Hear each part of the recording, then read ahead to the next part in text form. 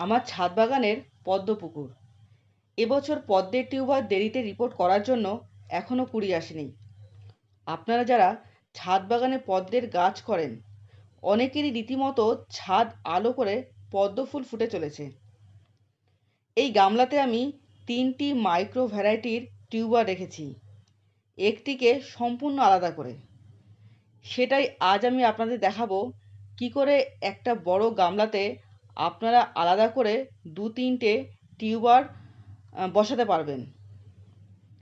দেখুন, একটা তুলনামূলক ছোট পটে আমি একটি ভ্যারাইটি টিউবার বসিয়েছি। অবশ্যই মাইক্রো ভ্যারাইটির হতে হবে, কারণ মাইক্রো ভ্যারাইটির টিউবারগুলি খুব সুন্দরভাবে ছোট জায়গাতে গ্রো করে।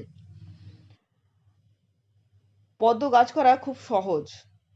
পটিং করার সময় সব রকম জৈব খাবার দিয়ে পটিং করলেই যথেষ্ট, আর তেমন কোনো পরিচর্যা নেই।